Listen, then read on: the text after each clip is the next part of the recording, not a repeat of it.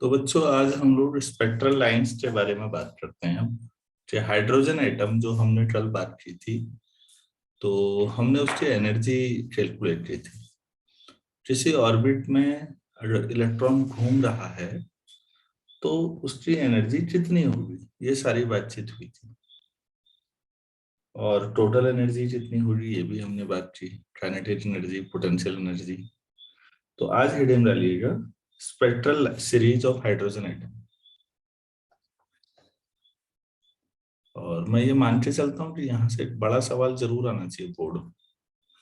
Spectral series of hydrogen atom.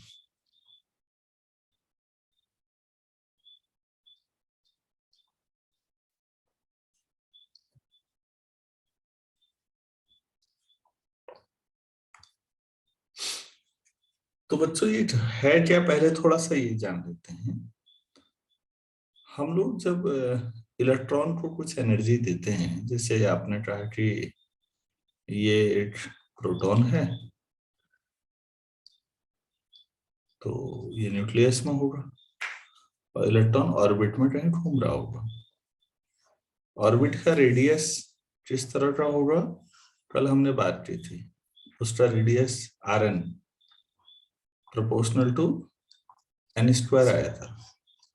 मतलब या तो 1 फर्स्ट ऑर्बिट या उसका 4 गुना ज्यादा रेडियस होगा, या 9 गुना ज्यादा, 3 स्क्वायर, 4 स्क्वायर, इससे प्रोपोर्शनल होगा रेडियस। कुछ फिट्स ऑर्बिट हैं, उन्हीं में घूमेगा। ये नील्स बोर की थ्योरी। और इन ऑर्बिट में घूमते समय आपको कोई एनर्जी की आवश्यकता नहीं है, ये स्पेशल ऑर्बिट्स। ठीक है, अब यहां पर ध्यान दीजिएगा। सपोज मेरे पास कोई इलेक्ट्रॉन है और वो यहां पर है इनर ऑर्बिट में। मैंने कुछ एनर्जी दी, तो जाहिर सी बात है कि उसकी स्पीड बढ़ेगी तो बड़े ऑर्बिट में आ जाएगा। आप खुद समझिए, आप साइकिल चला रहे हैं, आराम से चलाया तो छोटा ऑर्बिट, अगर आपकी स्पीड बढ़ जाए तो ऑर्बिट बढ़ेगा या छोटा हो जाएगा? आप ज्यादा स्पीड में चलाएंगे तो ऑर्बिट का साइज बढ़ेगा।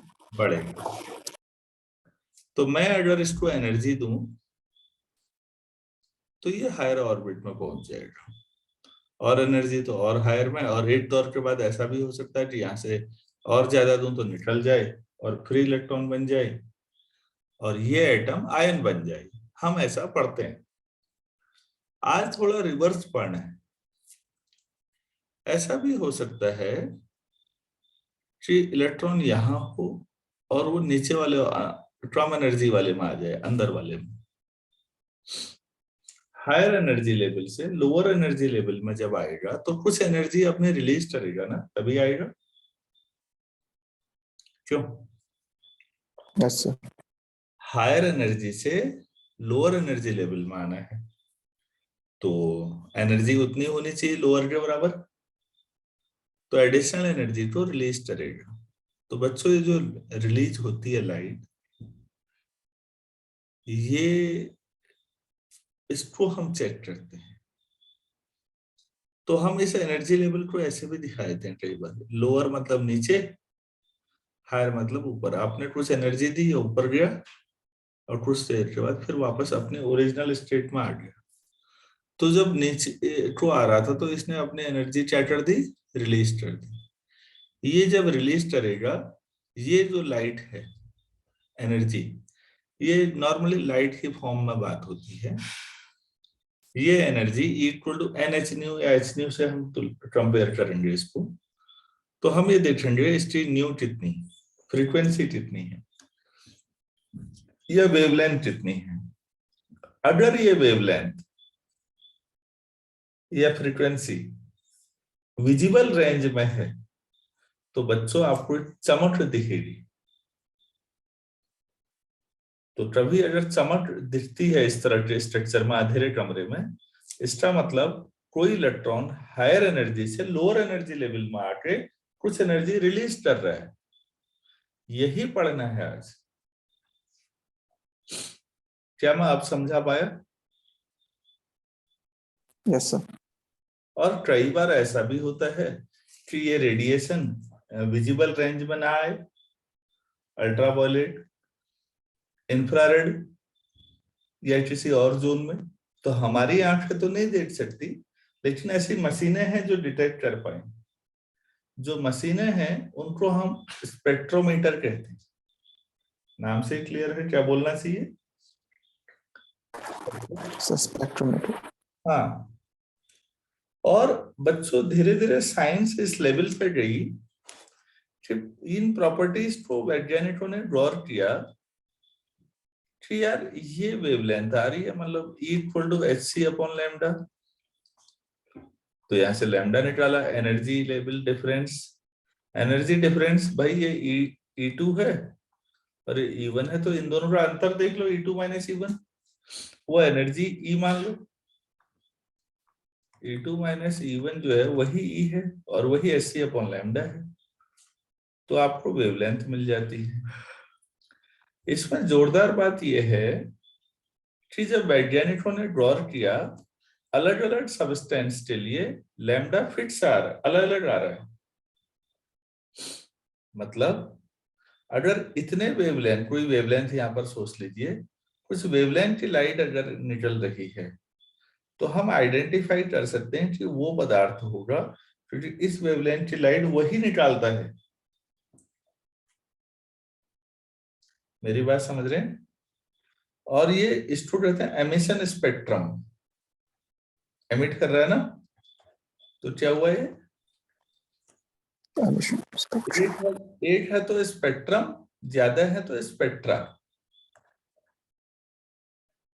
और जब ये चीज हमने अध्ययन करना शुरू किया बच्चों, तो केमिस्ट्री में एक नई ब्रांच शुरू हो गई, स्पेक्ट्रोस्कोपी। कौन सी ब्रांच शुरू हुई? So spectroscope. स्पेक्ट्रोस्कोपी। ये ब्रांच जितनी एडवांस है, थोड़ा सा आइडिया लेते हैं। आप एक बार सोचिए, हम लोग अभी जो ब्रांचेस पढ़ते हैं, इनऑर्गेनिक केमिस्ट्री, ऑर्गेनिक और फिजिकल, आप लोगों का यही होगा। इनऑर्गेनिक, ऑर्गेनिक और फिजिकल, आपके एक्सपेरिमेंट भी इन्हीं में होते हैं। Yes, sir. ठीक है। अब आप एक बात समझिए, माना कभी कहीं पर सपोज एक सिचुएशन है, किसी व्यक्ति की हत्या हो गई और उसकी बॉडी के पास से थोड़ा सा पाउडर मिला, और हम लैब में टेस्ट करेंगे कि ये पाउडर क्या था। कोई जहर तो नहीं था, जहर था तो क्या था, क्या इसकी बॉडी में भी मिला। ये सारी चीजें हमें पुलिस के लिए बड़ी महत्वपूर्ण होती है। अपराध शास्त्र जो है, फॉरेंसिक साइंस हम लोग जो बोलते हैं, उनके फॉरेंसिक एक्सपर्ट के लिए बड़े बहुत मायने रखता है। इससे न्याय हो सकता है, किसी की हत्या हुई है या कोई भी ऐसी, किसी ने खुद ही खाया है, आप जानकारी जुटा सकते हैं। और भी एप्लीकेशन है। अब थोड़ा सा पाउडर था, आपने वो पाउडर लैब में ले गए, आपने बहुत सारे जो एक्सपेरिमेंट होते हैं केमिस्ट्री के, जो आप लोगों ने पढ़े हैं अभी तक, उसमें क्या करते हैं आप, ठंडा गर्म कुछ मिलाया, फिर अलग अलग टेस्ट होते हैं ना, ये मिलाओ, फिर इस टेम्परेचर पे गर्म करो, फिर छान लो, Yes. ऐसा कलर आ रहा है तो ये होगा, वैसा कलर आ रहा है तो ये होगा, प्रेसिपिटेशन हो रहा है तो ये होगा। आप टेस्ट करते हैं बहुत सारे, एसिड है या बेस है, ये टेस्ट करते हैं। Yes. तो पता लगा इतनी पूरी प्रोसेस में ऐसा भी हो सकता है कि आप टेस्ट ही करते रह गए और ये खत्म हो गया पाउडर। एक सिचुएशन हो सकती है। अब आप जांच कैसे करोगे? आपने तो जांच, इसको जांचने के दौरान ही खत्म कर दिया सारा। भाई आरोपी को कैसे पकड़ोगे? दूसरा, पता तो लग गया क्या था, लेकिन अब ये खत्म हो गया, है ही नहीं अब भी आपके पास सबूत तो खत्म कर दिया आपने, क्या आप साबित कर पाएंगे? नहीं कर पाएंगे। ये बात समझ में आ रही है? Yes, sir. तो बच्चों यहाँ पर एक जरूरत महसूस होती है एक ऐसा मेथड जिससे ये भी पता लग जाए कि ये पाउडर क्या है और ये पाउडर बचा भी रहे। तो स्पेक्ट्रोस्कोप चीजें बहुत काम आती। स्पेक्ट्रोस्कोपी इस ब्रांच ने इतना गजब काम किया कि आज की तारीख में इसने ऑर्गेनिक इनऑर्गेनिक आपकी जो ब्रांचेज हैं परंपरागत उन्हें भी पछाड़ दिया है। कैसे? स्पेक्ट्रोमीटर बहुत महंगे इक्विपमेंट है, करोड़ों में आते हैं, कोई दिक्कत नहीं। हम एक सरल बात समझते हैं। स्पेक्ट्रोमीटर में बच्चों यहां से लाइट निकलती है और यहाँ वही स्पेक्ट्रोमीटर पूरी मशीन के बीच में ये सैंपल रखा आपने जो पाउडर का था, यहां से लाइट रे आई, इस पाउडर से गुजरते हुए कई रे जाएंगी, पाउडर से गुजरते हुए यहां जाएंगी। यहाँ पर एक मशीन है, सरलीकरण हो रहा है, चीजें बहुत इजी वे में समझाई जा रही है। यहाँ पर आपको वेवलेंथ दिखी हुई मिलेगी कि किस वेवलेंथ की लाइट आप यहाँ से एमिट करवा रहे हैं, और यहाँ राइट साइड में ये पता लगेगा कि वो लाइट वहां से यहाँ पहुंची या नहीं पहुंची। कभी कभी क्या होता है बच्चों, एक पर्टिकुलर वेवलेंथ यहां से तो निकली लेकिन राइट साइड नहीं पहुंची, तो वो एब्जॉर्ब हो गई। तो देखो कि पीरियडिक टेबल में इस पर्टिकुलर वेवलेंथ को कौन सा एलिमेंट एब्जॉर्ब करता है। हर एक एलिमेंट की कोई खासियत होती है, वो एक पर्टिकुलर को एब्जॉर्ब करेगा तो उसे एमिट भी करेगा। फिर हर एक की खासियत, पीरियडिक टेबल के जो एलिमेंट्स हैं उनमें ये भी एक प्रॉपर्टी पढ़ाई जानी चाहिए। आप बहुत सारी आयोनाइजेशन से लेकर बहुत सारी चीजें पढ़ाते हैं, लेफ्ट से राइट जाने पे ऐसा होता है, ऊपर से नीचे आने में ऐसा होता है, ये भी पढ़ाया जाना चाहिए कि अगर इस वेवलेंथ बढ़ाते हैं तो किधर को जाते हैं, कौन से एलिमेंट हैं जो इस वेवलेंथ को एब्जॉर्ब करते हैं। तो आपको पता लग गया, अच्छा तो ये वाला एलिमेंट इस पाउडर में है। और ऐसा भी तो हो सकता है कि पाउडर कई एलिमेंट का मिक्सर हो। फिर आगे बढ़ाओ प्रोसेस को, फिर अलग अलग वेवलेंथ की लाइट एमिट कराते रहो, कहीं और पकड़ में आ जाए, अच्छा ये भी मिला हुआ है।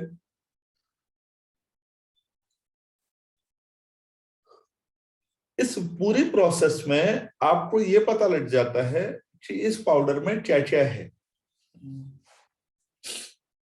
और पाउडर जितना था उतना ही रहता है, उसको कोई नुकसान भी नहीं है, तो आप आइडेंटिफाई भी कर लेते हैं। ये बहुत शुरुआती बात समझा रहा हूँ, बहुत सरल। तो क्या आपको ये समझ में आया स्पेक्ट्रोस्कोपी का क्या एप्लीकेशन हो सकता है? Yes. आज तो बेटा ये ब्रांच इतना आगे बढ़ चुकी है कि आप एटम के बारे में, मॉलिक्यूल के बारे में, उनके बॉन्ड साइज से लेके सब कुछ आप यहाँ स्टडी कर सकते हैं। तो स्पेक्ट्रोस्कोपी आपकी परंपरागत ब्रांचेस से हटके आपने रेडिएशन थ्योरी लगाई और एटॉमिक स्ट्रक्चर के बारे में बातचीत शुरू कर दी। तो हम लोग भी यही कर रहे हैं। हम लोग भी यही कर रहे हैं। एक स्कूल टीचर थे, शायद लाइमन नाम था उनका मेरे ख्याल से, मैं 1 minute S C Verma sir की किताब में है, मैं ये आपको बताना भी चाहूंगा आप लोगों की जानकारी के लिए। बामर थे, जॉन जैकब बामर थे, स्विट्जरलैंड के स्कूल टीचर थे कहीं, और वो नंबरों से खेलना पसंद करते थे, नंबर थ्योरी से रिलेटेड, मतलब मैथमेटिक्स। तो अपने फिजिक्स वाले दोस्त से कहने लगे, एक दिन बोर हो गया हूँ यार यही चीजें पढ़ते पढ़ाते, कुछ नया दो। तो उनके दोस्त ने कहा कि यार हम लोग आजकल ये स्टडी कर रहे हैं कि अंधेरे कमरे में एक पर्टिकुलर सब्सटेंस है, वो रखते हैं और उसे गर्म करके छोड़ देते हैं, तो उससे ना लाइट निकलती है, चमक। जैसे अंधेरे में कोयला जलाएं तो लकड़ी जलने के बाद होता है ना चमक, ऐसे चमक वाली 4 अलग अलग वेवलेंथ आती। उसने ये चारों वेवलेंथ बामर को दी।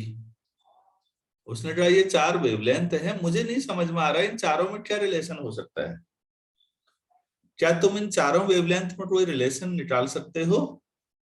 और बच्चों बामर ने निकाल दिया कुछ दिनों के बाद फॉर्मूला। हम इस फॉर्मूले पे आएंगे थोड़ी देर में। तो उसको बामर सीरीज कहते हैं। बड़ा जबरदस्त रिजल्ट है। तो अब एक सिस्टमेटिक स्टडी शुरू करें अपनी एक तरफ से, अगर आपको ये बातें समझ में आई हो तो आज हम क्या Yes, sir. करने वाले हैं, हायर एनर्जी लेवल से लोअर एनर्जी लेवल में आएगा इलेक्ट्रॉन। इतनी बात समझ में आ रही है? तो यार एक बात सोचो, Yes. कॉमन सेंस की बात सोचो, मैं यहाँ पर बना देता हूँ। बच्चों मान लो ये 1 लेवल है, ये 2 लेवल है, ये 3 लेवल है, ये 4 लेवल है। हायर से इलेक्ट्रॉन यहाँ भी आ सकता है, लोअर में डायरेक्ट यहाँ भी तो आ सकता है, ऐसा भी हो सकता है, यहाँ भी आ सकता है। तो किस लेवल से इलेक्ट्रॉन कहां पर आएगा नीचे? इस वजह से अलग अलग सीरीज बना दी हमने। फिर अब यहाँ पर नंबर 3 से भी आ सकता है, नंबर 3 से नंबर 2 भी हो सकता है, नंबर 3 से नंबर 1 भी हो सकता है, नंबर 2 से नंबर 1 भी हो सकता है। आप सोचो कितनी सारी लाइनें हो सकती हैं। क्या मैं समझा पा रहा हूँ? Yes. हाँ, तो अब हम इन मुद्दों पर बातचीत करते हैं एक तरफ से। तो यही टॉपिक का नाम था बच्चों। टॉपिक क्या था, ध्यान से देखिएगा। इनको हम स्पेक्ट्रल सीरीज कहते हैं, स्पेक्ट्रल लाइंस बोलते हैं। और ये एटॉमिक स्ट्रक्चर को समझने के लिए मील का पत्थर है। अगर आप इनको समझ पाए तो आप इंजॉय करेंगे कि अच्छा स्ट्रक्चर कितनी आसानी से समझा जा सकता है। और इसके बाद तो गजब किया है, ब्रेड्स लॉ जैसी चीजें आई हैं। लोगों ने पूरा क्रिस्टल स्ट्रक्चर पूरे के पूरे इन रेस की मदद से स्टडी करके नोबेल अवार्ड जीता है। तो परंपरागत हमारी जो ब्रांचेज हैं उसके मुकाबले ये ज्यादा एडवांटेज है इनमें, इनको सीखने में। और मुझे तो लगता है बहुत इंटरेस्टिंग भी है, लेकिन मेरा मानना है। तो जहां पर हमने कल छोड़ा था, अब हम वहां से आगे शुरू करते हैं एक तरह से। तो हम एनर्जी लेवल ले लेते हैं। देखिए अभी मैं 2 ले लेता हूँ, बस ये बनाइएगा आप कॉपी में। ये इनिशियल एनर्जी लेवल है, 1 2 ना रख के इनिशियल और फाइनल कर देता हूँ, ई आई और ई एफ।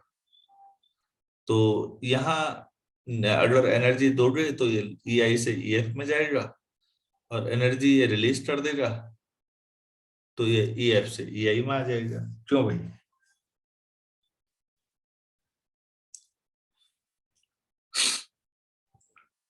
हेलो, समझ में आ रहा है? Yes, sir. चलो ठीक है बेटा, तो अभी हम इसको लिखते हैं। लिखिए, जब मैं यही लिखा रहा हूं आपके हायर से लोअर में आता है तो एनर्जी रिलीज करेगा, और जिस एनर्जी को ये रिलीज करेगा हम उसी को अध्ययन करते हैं, देखते हैं। देखिए, व्हेन एन इलेक्ट्रॉन, अरे एन नहीं, द इलेक्ट्रॉन करो, हाइड्रोजन में एक ही है। When the electron in a hydrogen atom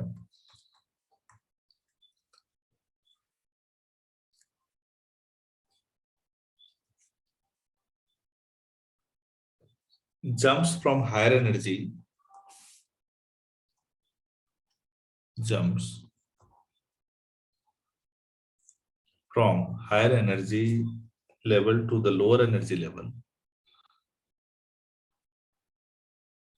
higher energy level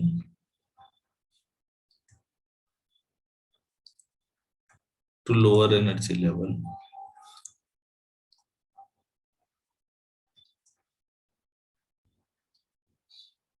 The difference of energies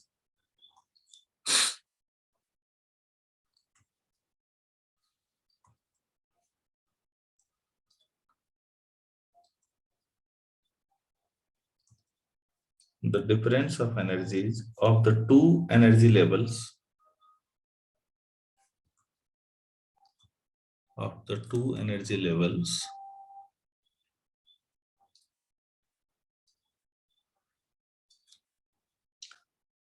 is emitted as a radiation, is emitted as और radiation.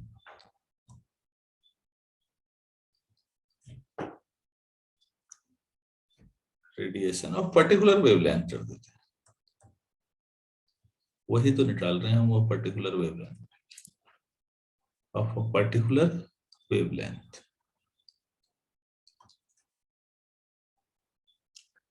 It is called a spectral line.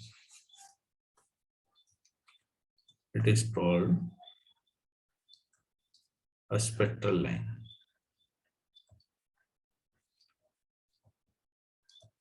तो तभी पूछा कि spectral line क्या होती है examiner ने, तो आप बस जवाब दे सकते हैं। फिर अब कुछ नहीं है, हायर से लोअर में जाएगा नहीं इलेक्ट्रॉन, तो जो एनर्जी Yes. तो एनर्जी को आप hc/λ से इक्वेट कर लोगे।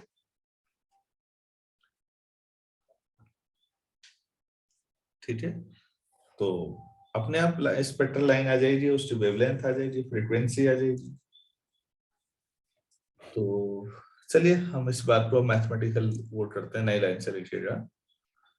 ये EI और EF के बारे में लिखते हैं। लेट EI एंड EF, आई मतलब इनिशियल सफिक्स में लिखे हुए हैं, EI and EF be energy levels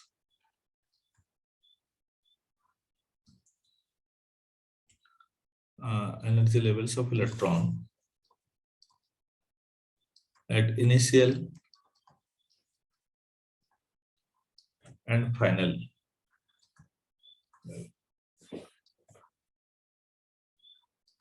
मतलब EI टर्म मान रहे हैं हम।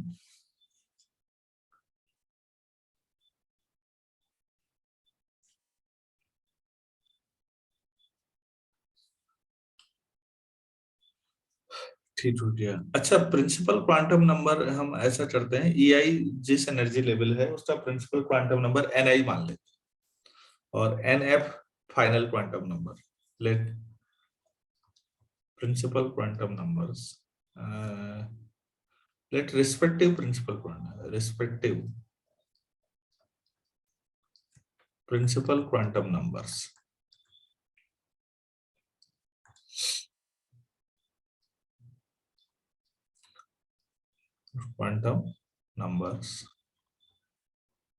B NI एंड NF मान ले। सो EI हमने कल कैलकुलेट किया था, अगर आपको याद हो, -1/4πε0 का स्क्वायर, याद आ रहा है? Yes, sir. 2 Pi square. पाई स्क्वायर m⁴ अपॉन शुरुआत N square H square. NI square H square होगा, मतलब EI है Yes, sir. तो ऐसे EF करेंगे फाइनल एनर्जी लेवल, तो यही -1/4πε0 square 2 pi square m⁴ NF square H square.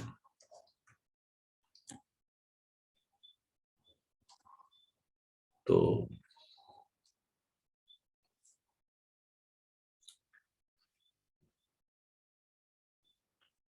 जब EF से EI में आएगा इलेक्ट्रॉन, तो जो एनर्जी रिलीज करेगा वो एनर्जी डिफरेंस निकाल लेते हैं। लिखिए, व्हेन इलेक्ट्रॉन जंप्स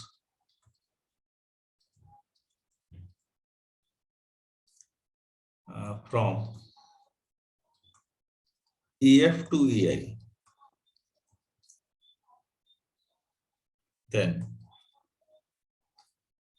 तो भाई जो एनर्जी डिफरेंस है EF माइनस EI होगा, सीधे लिख दूं कि वो hν के बराबर हो जाएगा। Yes. मतलब जो एनर्जी डिफरेंस है वही एनर्जी नया रेडिएशन एमिट कर रही है। इतना क्लियर है? Yes. तो EF माइनस EI बेटा दोनों लिखे हुए हैं इक्वेशन 1 और 2, तो EF माइनस करेंगे तो वो EI प्लस वाला हो जाएगा। तो चलो एक बार लिख लेते हैं। कुछ चीजें कॉमन आ रही है। 1/4πε0 स्क्वायर कॉमन आ रहा है। EI को प्लस समझ लो, 2π² m(e⁴ h²। तो 1/ni² माइनस 1/nf², ये आएगा इक्वल टू h⁻। ये आएगा, ये तो कैलकुलेशन है। h⁻ को आप hc/λ भी कर सकते हैं।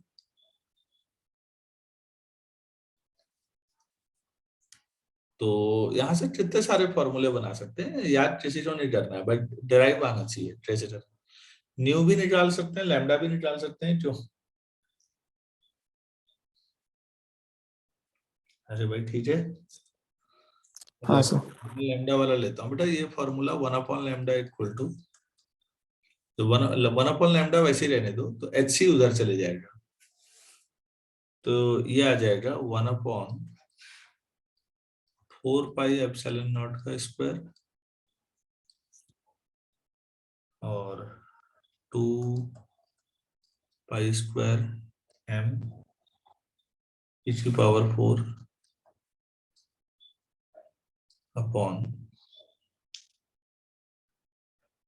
C आ जाएगा नीचे और h³ आ जाएगा। ठीक हो गया। बाकी ब्रैकेट में 1/ni² माइनस 1/nf², ये आ जाएगा। ठीक है।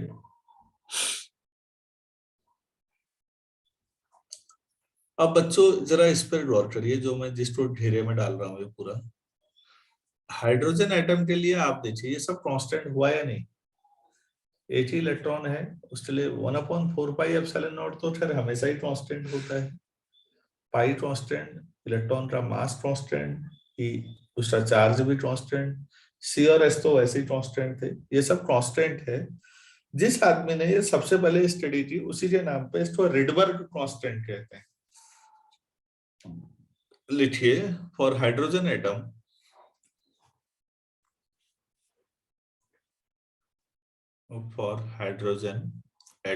क्योंकि हम तो वही पढ़ने वाले हैं बस। तो 1/4πε0² 2π² m(e⁴ CH³ equal to constant called Rydberg, RY होता था। हाँ, Rydberg कांस्टेंट। तो हम इसको R फॉर सफिक्स में H लिख देते हैं, Rydberg constant for hydrogen atom.